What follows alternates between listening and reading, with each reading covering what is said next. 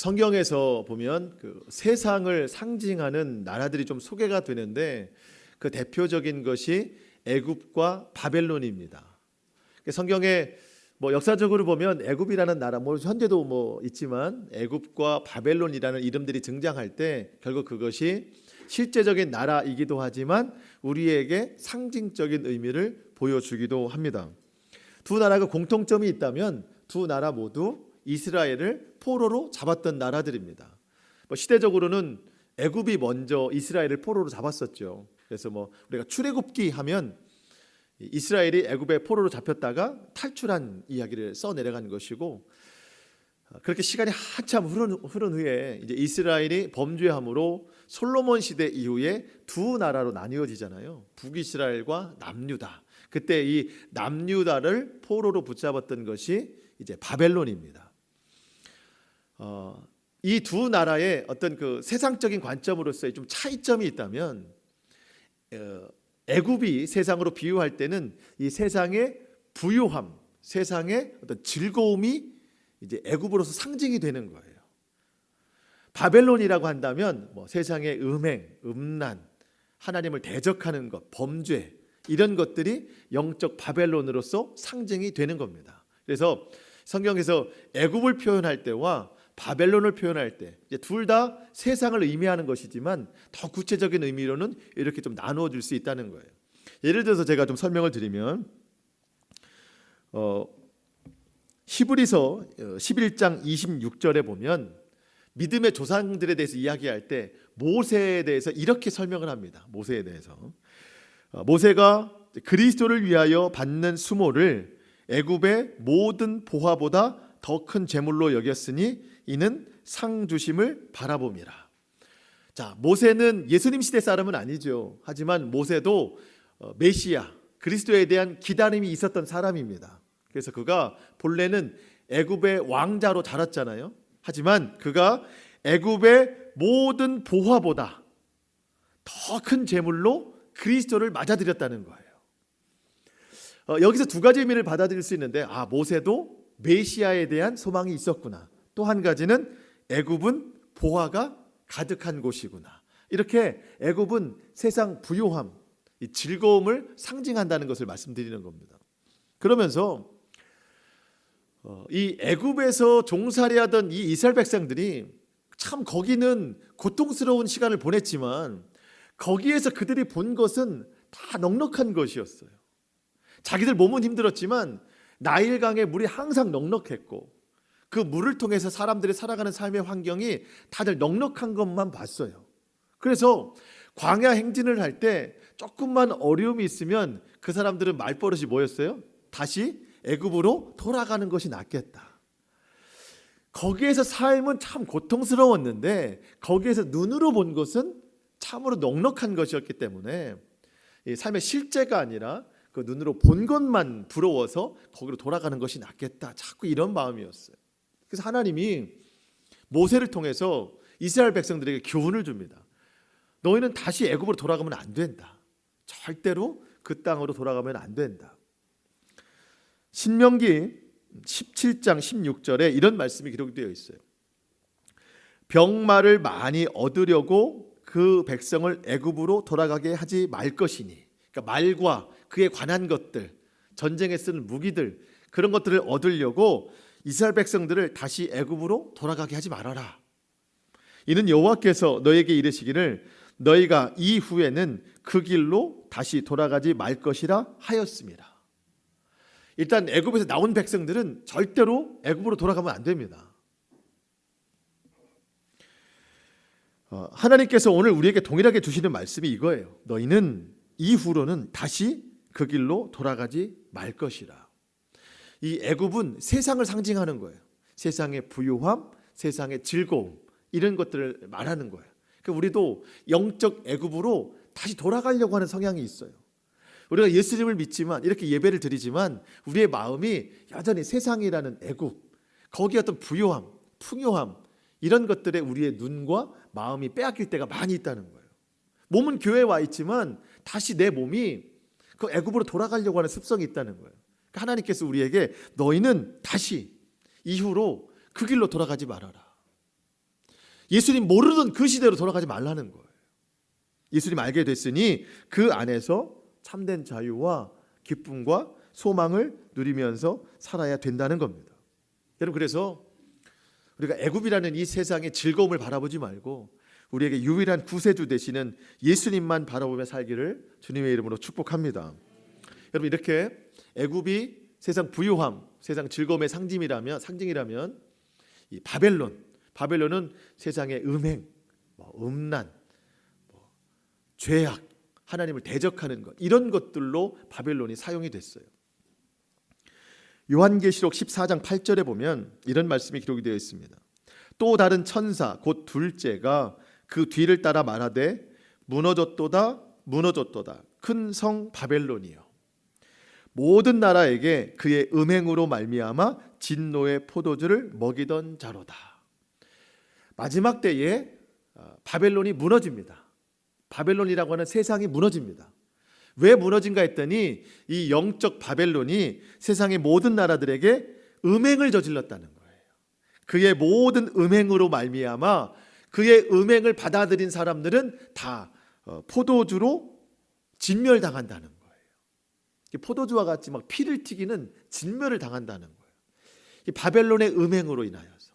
바벨론은 음행, 세상 음란, 범죄, 하나님을 대적하는 것, 이런 것을 상징한다는 뜻입니다.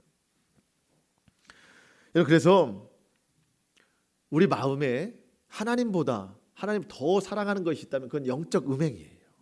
영적 간음입니다. 바벨론에게 여전히 포로로 사로잡힌 인생이 되는 거예요. 그래서 우리는 그런 모든 죄악에서 돌아서서 하나님만 섬기는 신실한 주의 백성이 되어야 되는 겁니다. 여러분, 이렇게 우리는 두 가지 의미의 이 세상을 살아가고 있는 거예요. 영적인 애굽, 영적인 바벨론. 애굽은 세상 부유함, 세상 즐거움. 바벨론은 어떤 음란, 음행, 하나님을 대적하는 것, 이런 뜻이 있다는 거예요. 우리가 그냥 쉽게 눈으로만 보면 이 영적 애굽이 좋아 보이고 또 영적 바벨론이 즐거움을 주는 것 같지만 결국 여러분 낫에 베인 풀과 같아요. 정오의 햇빛 아래 이 낫에 베인 이 풀은 지금은 좀 싱싱한 것 같지만 금방 시들잖아요. 영적 애굽이 그런 것이고 영적 바벨론이 그런 것입니다. 결국 이 나라들은 멸망해요. 오직 하나님의 말씀만 우리 가운데 영원한 것을 사모하게 해주시는 줄 믿습니다. 자, 그런데 이 영적인 애굽과 영적인 바벨론이 있는데 우리에게 더 크게 참 우리가 내려놓을 수 없을 만큼 더 크게 다가오는 것이 뭔가 했더니 바로 이 영적 애굽의 삶이에요. 영적 바벨론의 삶은 우리 안에 성령님이 깨어 계시기 때문에 내가 죄를 지으면 성령님께서 그렇게 하면 안 된다는 마음의 찔림을 계속 주시죠. 음행을 저지른다든가 세상 죄악을 내가 저지른다든가 하나님을 대역하려고 하는 그런 마음이 내 안에 있으면 그 영적 바벨론인데, 그런 것이 있으면 성령님이 내 안에서 막 그러면 안 된다, 회개해야 된다, 강력한 찔림을 주시죠. 그래서 우리는 그것을 인식은 할 수 있어요. 근데 이 영적 그 애굽 같은 경우는 이 세상이거든요. 당장 내가 먹고 살아야 될 일이에요. 물질에 관한 거예요. 그러다 보니까 그러면 안 된다는 생각이 분명히 있지만 이 영적 애굽을 분별해서 떨어뜨려 놓기가 사실 쉽지가 않다는 거예요. 죄는 안 지어도 당장 살 수 있잖아요. 물론 우리가 또 죄를 짓긴 하지만, 근데 당장 내 눈앞에 펼쳐진 이 세상 현실은 오늘 내일 먹고 살 일이 있기 때문에 당장 이 영적 애굽에 대해서는 쉽게 내려놓기가 힘들다는 거예요. 여러분, 그래서 우리의 현실이 분명 그렇기 때문에 우리 믿음의 사람들은 그러한 현실 속에서 더 믿음을 나타내야 되는 겁니다. 영적 이 애굽을 살아갈 때에 더 믿음으로 바라보고 더 믿음으로 결단해야 된다는 겁니다. 여러분, 우리 삶에 어려움이 찾아오잖아요. 어려움을 맞닥뜨린 나를 하나님이 바라보실 때 무엇을 보실까? 네가 그 어려움을 얼마나 충분히 이겨낼 수 있는가, 너의 능력을 한번 테스트해보자, 이게 아니에요. 내 삶에 어려움이 찾아왔을 때 그 어려운 중에도 네가 믿음이 있나를 보겠다는 거예요. 하나님은 믿음을 보십니다. 우리 삶에 여러 가지 선택과 분별의 시간이 많잖아요. 우리는 하루에도 몇 번씩 선택을 해야 돼요. 분별해야 됩니다. 그럴 때 하나님이 너의 똑똑한 지식으로 얼마나 잘 선택하나 보자, 이거를 보시는 게 아니에요. 그런 중요한 선택의 상황에서도 네가 예수님을 볼 수 있느냐, 예수님을 따를 수 있느냐, 하나님이 그것을 보시는 거예요. 오늘 본문 말씀을 통해서 우리 믿음의 사람들이 이러한 영적인 애굽의 삶에서, 또 영적인 바벨론의 삶에서 어떠한 관점을 가지고 살아야 될 것인가, 오늘 본문에 나오는 이 두 사람의 아주 극명한 이 행동의 차이를 보면서 우리가 오늘 좀 믿음의 결단이 있었으면 좋겠습니다. 우리가 그 지난주 말고 그 전주 두 주를 통해서 아브라함이 갈대 우르 땅을 떠났다는 것을 우리가 좀 성경 말씀을 통해서 알았습니다. 하나님의 강력한 부르심으로 우여곡절 끝에 이제 하나님이 약속하신 가나안 땅에 지금 들어왔어요. 들어와서 하나님 앞에 감사 예배를 드리고 제단을 쌓아 올렸습니다. 그런데 그 땅에 기근이 심하게 들어서 그 땅을 떠나서 애굽으로 내려가게 됐어요. 그것이 12장 10절 말씀이었죠. 그 땅에 기근이 들었으므로 아브라함이 애굽에 거주하려고 그리로 내려갔으니. 자, 여러분, 이 내려갔으니라는 말이 참 상징이 있어요. 물론 애굽이 가나안 땅보다 밑에 있기 때문에 내려갈 수밖에 없다는 것이지만 결국 상징적으로 보면 이 내려가는 것은 참 쉬워요. 올라가는 것은 어렵습니다. 우리도 그렇잖아요. 믿음을 다시 붙잡기란 참 어렵습니다. 내려가는 건 금방이죠. 우리 믿음 내려가는 건 참 금방인데 올라가는 건 어려워요. 믿음으로 살기가 참 힘들다, 믿음을 붙잡고 살기가 참 힘들다, 이런 생각하는데 여러분 잘 생각해 보시면 내가 믿음을 붙잡는 것 같지만 결국 믿음이 나를 붙잡아 주는 거예요. 결국 믿음이 나를 살려주는 거예요. 여러분, 아브라함이 가나안 땅을 떠나서 애굽으로 간 이유는 한마디로 살기 위해서 갔어요. 이 땅에 기근이 너무 심해서 여기 살다가 내가 죽겠다, 우리 가족이 죽겠다 해서 가나안 땅을 버리고 애굽 땅으로 갔습니다. 갔더니 또 다른 죽을 이유가 생겼죠. 뭐예요? 자기 아내가 너무 이뻐가지고, 얼마나 이뻤으면 그랬을까요? 너무 이뻐가지고 애굽 왕이 내가 남편인 걸 알면 나를 죽이고 내 아내를 취할 것이다. 그래서 사전에 당신은 나의 아내라고 하지 말고 누이라 해라. 그래야 내가 살 수 있다. 그렇게 된 거죠.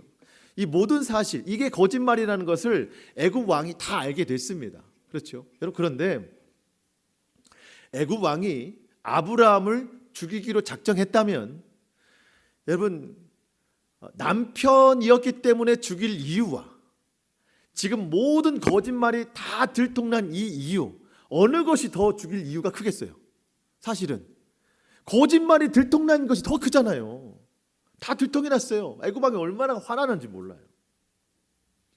이거는 정말 죽을 수밖에 없는 상황인데 누가 살려주셨어요? 하나님이 살려주셨어요. 자기는 자기 꾀로, 자기 생각으로 살겠다고 갔는데 거기서 정말 죽을 이유를 만났어요. 근데 거기서 살려주신 분은 하나님이십니다. 내가 힘들게 믿음 붙잡는 것 같지만 그 믿음이 나를 살려주는 거예요. 그 믿음이. 여러분, 그래서 우리가 결코 이 믿음을 내려놓으면 안 된다는 거예요.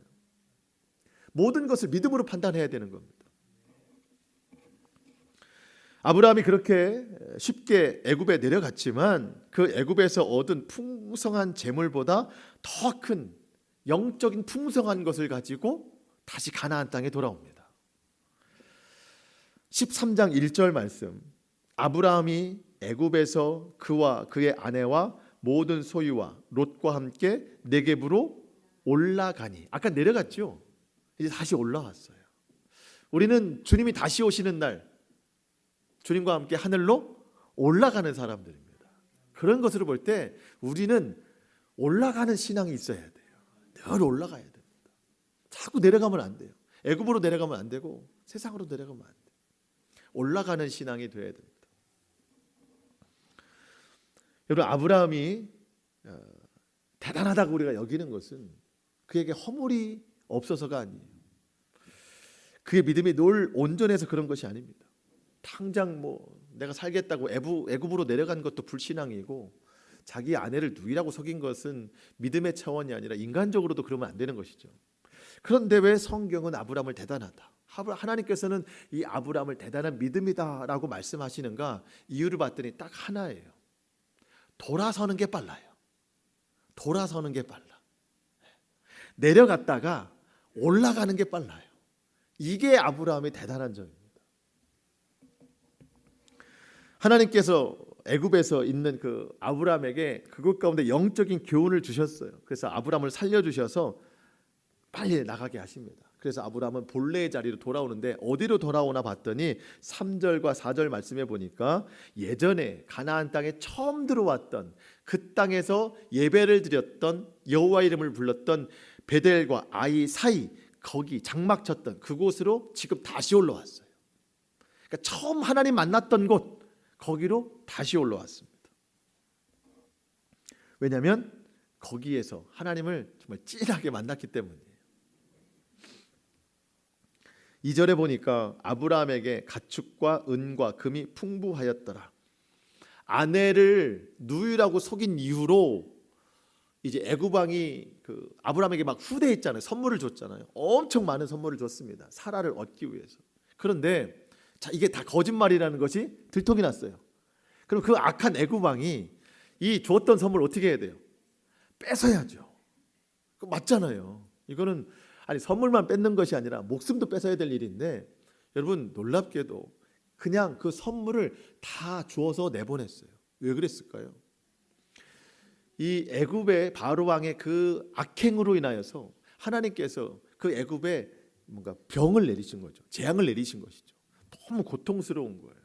그래서 이 애굽 왕이 이게 그 이유가 이 아브라함 때문인 것을 알고 내가 줬던 선물이고 뭐고 빨리 갖고 떠나라 그냥. 이거 뭐 그냥 놓고 가지 말고 그냥 가지고 와, 빨리 떠나. 네가 떠나는 게 나한테 도움이야. 라고 해서 그 풍부한 재물들을 다 가지고 가게 하신 거예요. 하나님께서 하신 것이죠. 그렇게 떠나왔어요. 떠나왔고 가나안 땅에 다시 들어와 보니 생각이 드는 거예요. 애굽 땅에서 참 얼떨결에 얻은 이 풍부한 재물, 이것보다 더 풍부하게 얻은 것이 있다면 그 애굽 땅에서 하나님이 나에게 주신 교훈인 거예요. 하나님이 있으라 하신 그 가나안 땅, 그 가나안을 버리고 간 불신앙인 나를 하나님이 살려주셨어요. 아내를 누이라고 속인 이 정말 참 인간적으로도 참 정말 큰 죄인 이런 나에게 하나님이 용서해 주시고 생명을 살려주신 것만 해도 감사한데 이 물질까지도 빼앗기지 않고 다 갖게 하신 하나님 앞에 감사하는 거죠. 그가 가지고 온 이 풍부한 재물보다 애굽에서 얻은 영적인 교훈이 더 풍부한 거예요. 그래서 아브라함이 즉각적으로 찾아간 곳이 어딘가? 일전에 하나님 처음 만나 여호와 이름을 부르던 그 예배의 장소 제단이었어요. 4절 말씀 한번 같이 읽겠습니다. 4절 말씀입니다. 시작. 그가 처음으로 제단을 쌓은 곳이라. 그가 거기서 여호와의 이름을 불렀더라. 아멘. 자, 여러분 이 4절을 상상해 보는 거예요. 여러분 아브라함이 처음 하나님 만났던 그곳에서 다시 여호와의 이름을 불렀더라. 그냥 여호와 하나님 이렇게 이름을 부른 게 아니에요. 이 예배의 현장, 어쩌면 혼자였을 수도 있고 아니면 부부였을 수도 있고 조카인 롯과 3명 있을 수도 있지만, 여러분 이 예배의 현장은요 애통의 눈물이 흐르는 회개의 현장이에요. 그렇게 하나님이 날 붙들어 주셔서 가나안 땅에 살게 하셨는데 불신앙으로 그 땅 버리고 애굽으로 내려갔는데 그럼에도 불구하고 나를 살려주신 하나님 앞에 통회의 눈물을 흘리는 회개의 현장인 거예요. 자기 아내를 그렇게 속인 것에 대해서도 이 죄를 범한 것에 대해서 하나님 앞에 회개하는 그 현장이고, 모든 것을 용서하시고 생명 살려주시고 선물을 덤으로 얻게 하신 그 하나님의 은혜에 감사하는 감사와 찬송이 넘치는 예배 현장입니다. 사실 이 4절에는 다 기록이 안 되어 있지만 그런 의미의 아브라함의 예배가 기록이 된 거예요. 하나님께서 그 예배를 기쁘게 여기신 겁니다. 여러분, 저와 여러분의 예배가 이와 같은 이 사절의 예배가 될 수 있기를 축복합니다. 여러분, 우리가 오늘 주일 예배를 드리지만 이 주일을 기점으로 우리가 한 주간을 살아가잖아요. 이 한 주간을 살아갈 때 오늘 성경의 표현대로라면 우리는 애굽으로 내려가는 거예요. 사실은 이 영적 가나안에서 애굽으로 내려가는 거예요. 이 세상의 부유함을 따라 살아갈 때도 많고, 눈을 들어 바라보니 이 세상 즐거움을 쫓아 살아갈 때도 참 많이 있습니다. 그렇게 한 주간을 살다 보니 하나님 앞에 너무 죄송한 일들이 많은 거예요. 그래서 오늘 성경 표현을 빌리자면 오늘 이 예배에, 우리가 주일 예배에 올라온 거예요. 다시 가나안으로 올라가니라 한 것처럼 오늘 주일 예배에 올라왔어요. 올라와서 예배를 드릴 때 이 사절과 같은 예배, 한 주간 동안 내가 애굽에 내려갔었습니다. 거기서 정말 내가 살겠다고 하나님 말씀 내려놓고 내 의대로 살았습니다. 애통해하는 마음으로 회개하는 예배가 되어야 된다는 거예요. 그럼에도 불구하고 이 악한 죄인을 살려주시고, 그때에는 참 저는 부족했었습니다 라고 맨날 얘기했는데 돌아보니 하나님이 필요를 따라 다 채워주신 것에 대해서 감사함으로, 찬송함으로 그렇게 오늘 우리가 예배를 드려야 된다는 겁니다. 우리가 영적 애굽만 살았습니까? 영적 바벨론에 대해서 얼마나 우리가 유혹에 넘어가서 음행을 저지르고 악함을 저지르고 죄를 범하면서 살았습니까? 그럼에도 불구하고 우리를 이렇게 다시 주님 자리로 불러주신 그 하나님 앞에 오늘 이 아브라함의 이 사절과 같은 예배가 우리 가운데 회복될 수 있기를 축복합니다. 하나님은 진정한 예배자를 찾으세요. 하나님이 그러한 진정한 예배를 우리를 통해 받기를 원하시기도 하시지만 더 큰 목적은 진정한 예배를 올려드릴 때 우리의 삶에서 그 진정한 예배의 능력을 경험할 수 있기 때문에 그래요. 여러분, 혹시 지금 예배를 의무적으로 드리십니까? 혹시 예배 안 드리면 나에게 불길한 일이 나타날까 봐 그래서 예배 드리십니까? 여러분, 절대 그러면 안 돼요. 예배는 하나님께서 원하시기 때문에 우리가 드려야 되고, 진정한 예배를 드릴 때 이 예배의 생명이 내 삶에 그대로 나타나기 때문에 우리가 예배를 진정으로 드려야 되는 겁니다. 그래서 이 사절과 같은 예배가 필요한 거예요. 우리가 진정한 예배를 올려드리고 믿음의 새로운 결단이 이루어질 때 5절 이하에 소개되는 아브라함과 같은 행동, 그런 삶의 열매를 맺을 수 있는 거예요. 근데 우리가 예수를 믿노라 하면서 예배를 드린다고 하면서도 여전히 내 마음은 영적 애굽에 빠져 있어서 그것만 기다리고 있고 그것만 그리워하고 있다면 이제 소개되겠지만 여전히 마음을 빼앗긴 롯과 같은 그런 신앙을 살 수밖에 없는 거예요.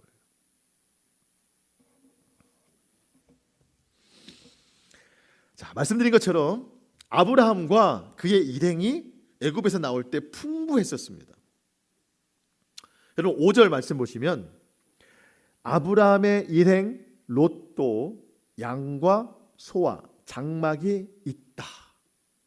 여러분, 롯에게 풍부한 재물이 있었어요. 이유는 뭘까요?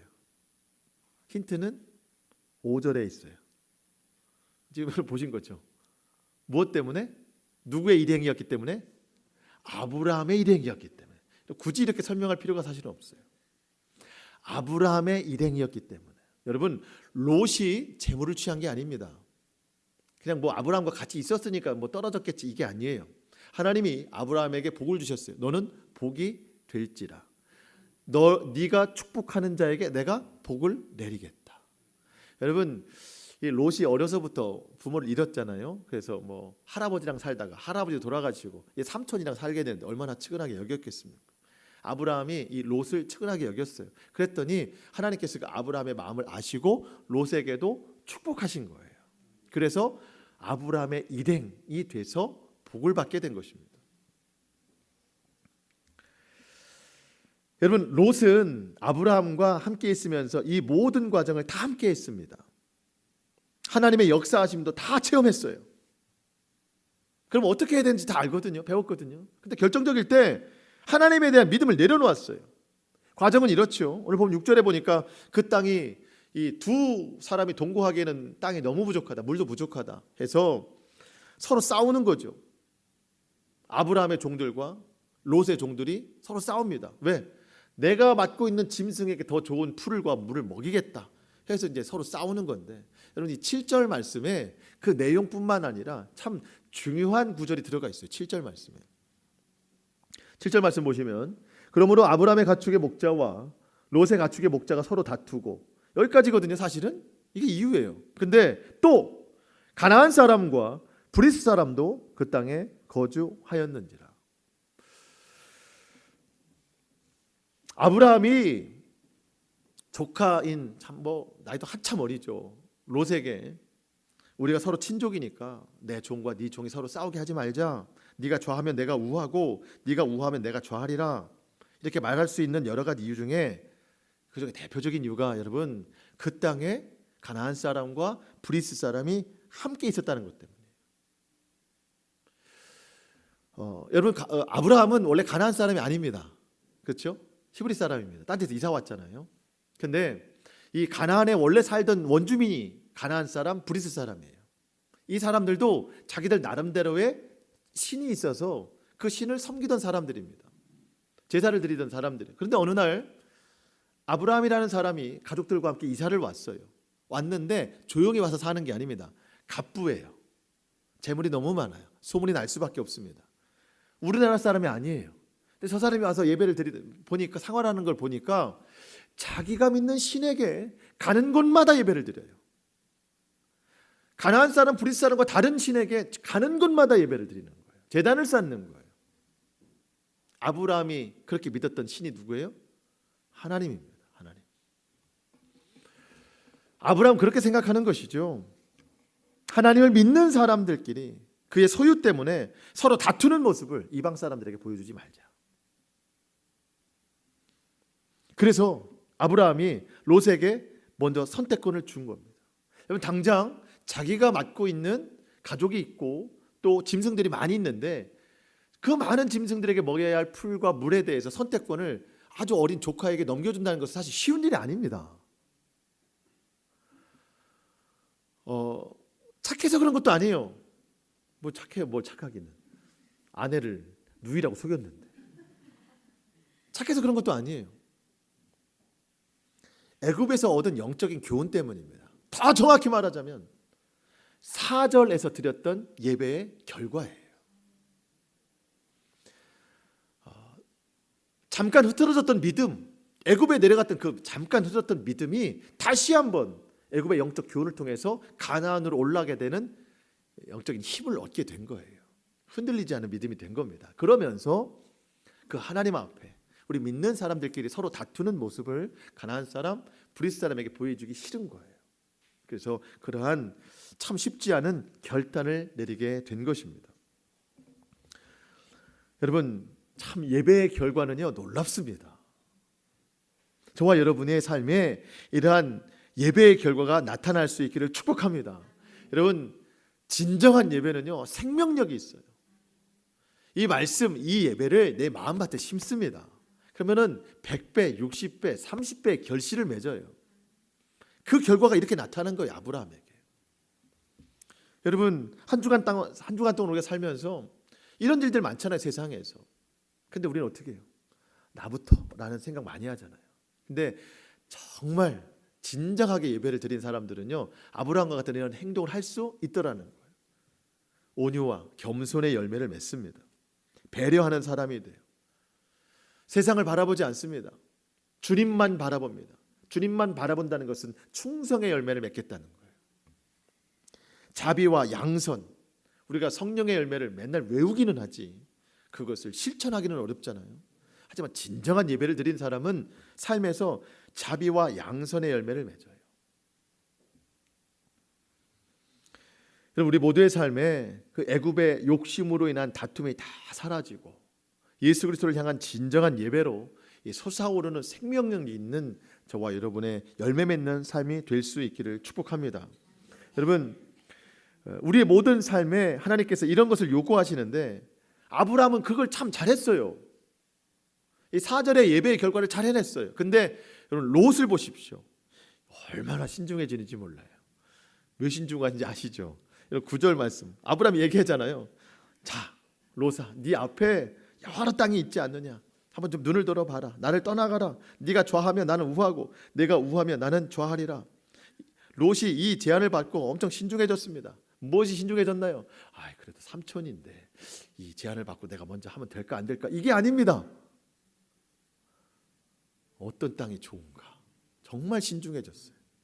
여러분, 그래서 9절에서 아브라함이 이 나이 많은 이 아브라함이 그렇게 제안을 했는데, 여러분 10절 맨 앞에 두 글자 뭐예요? 10절 맨 앞에 두 글자 이해. 그러니까 즉각, 뭐 생각도 안 하고 이해. 롯이 눈을 들어 멀리 바라봅니다. 그 눈에 들어온 것은 물이 넉넉한 것을 바라봐요. 물이 넉넉하니 여호와께서 소돔과 고모라를 멸하시기 전이었으므로 여호와의 동산 같고 애굽 땅과 같았더라. 여러분, 롯은 물이 넉넉한 것을 바라봅니다. 그러면서 그 마음속에 뭐라고 생각해요? 저 물이 넉넉한 곳은 여호와의 동산 같고 애굽 땅과 같았더라. 여러분, 우리는요, 내 눈에 들어오는 것을 마음에 들어온다라고 생각하는데 그렇지 않아요. 마음에 들어있는 것이 눈에 들어오기 마련입니다. 늘. 여러분, 눈을 들어서 바라보니 물이 넉넉한 게 있었어요. 그래서 저 땅을 취해야 되겠다가 아니에요. 이미 마음속에 나는 물이 넉넉한 땅이 좋은 땅이다라는 것을 알고 있었어요. 그래서 그거를 보게 된 것이죠. 그 땅이 마치 여호와의 동산 같고 애굽 땅과 같았더라. 이 애굽 땅과 같았다라는 말이 무서운 거예요. 여전히 그 마음속에 뭐가 있다는 거예요? 애굽이 있다는 거예요. 그동안 애굽에서 봤던 물이 넉넉함, 나일 강의 넉넉함, 물이 저렇게 많으면 천국이구나, 여호와의 동산 같구나, 이게 늘 마음에 있으니 마음에 있는 것이 눈에 보여지게 된 것입니다.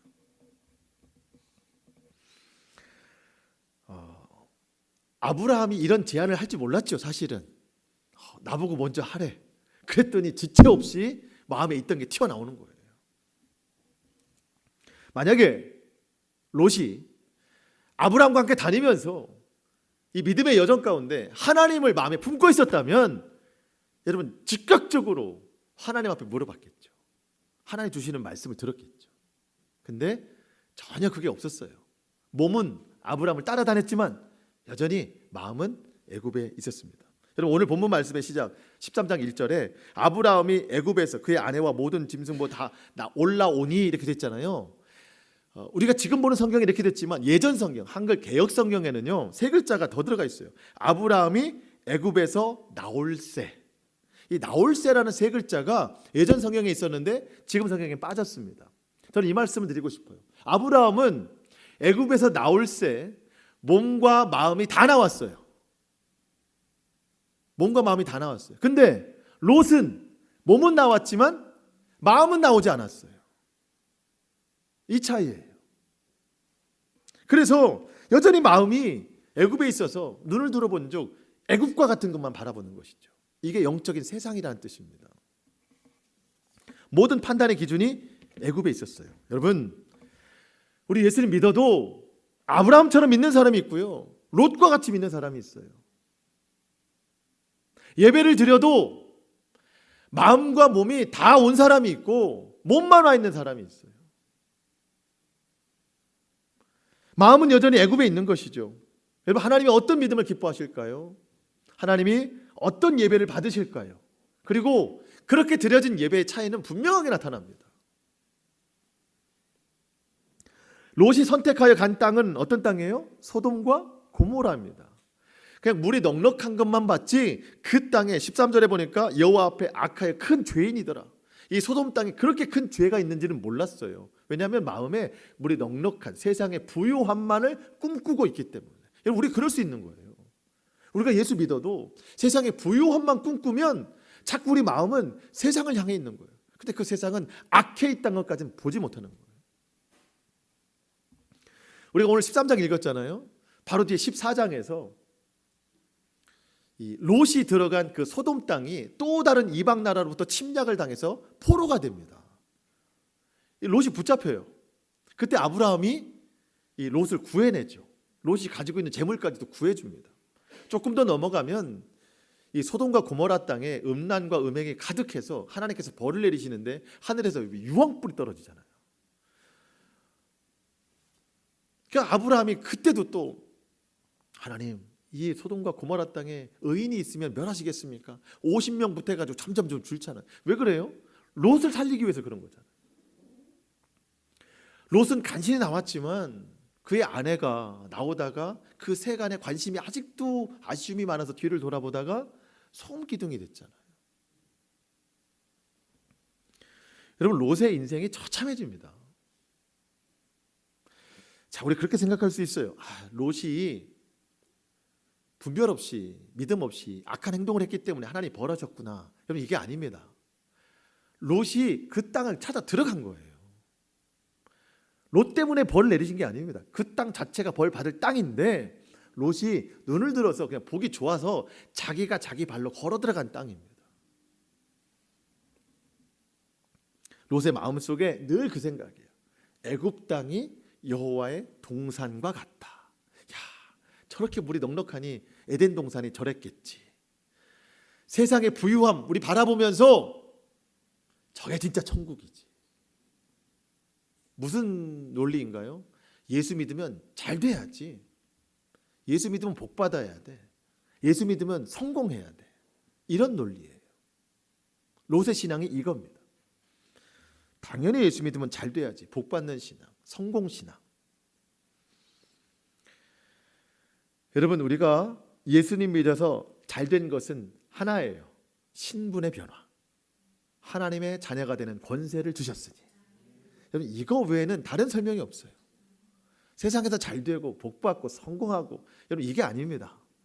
우리가 예수 믿고 잘 된 것은 신분의 변화, 하나님의 자녀가 되는 권세를 주셨으니. 이것으로 다 설명이 되는 거예요. 여러분, 그래서 롯이 애굽 땅을 떠나왔지만 가나안에 있으면서도 마음이 애굽에 있는 것처럼 우리가 예배의 자리에 앉아 있는데 여전히 우리의 마음이 애굽에 있다든가, 이 예배의 자리에서 바라고 소원하는 것들이 하나님 제발 애굽에서 잘 되게 해주세요, 이런 기도가 되면 안 된다는 겁니다. 우리가 예배를 드리는 것이 하나님께서 주실 축복과 바꿀 수 있는 게 아니에요. 예배와 기도가 간절한 이유가 주님 이번에 잘 돼야 됩니다, 이게 아니에요. 여러분, 결론으로 좀 들어가겠습니다. 아브라함의 제안, 그러니까 네가 먼저 선택해라 했더니 이해하면서 지체 없이 눈을 들었죠. 그러면서 물이 넉넉한 땅을 바라봤잖아요. 여전히 애굽을 그리워했습니다. 그러면서 롯이 아브라함을 떠났어요. 그 땅을 찾아서 소돔과 고모라로 간 것이죠.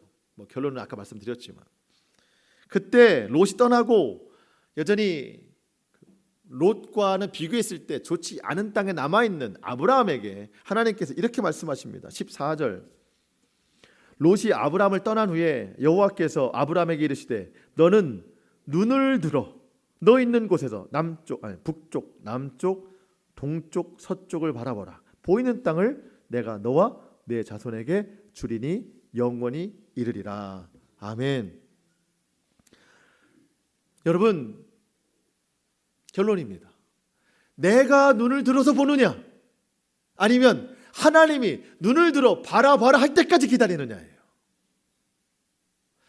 내가 임의로 내 뜻대로 눈을 들어 바라봐서 물이 넉넉한 곳을 바라봐서 찾아간다면 그것은 애굽이에요.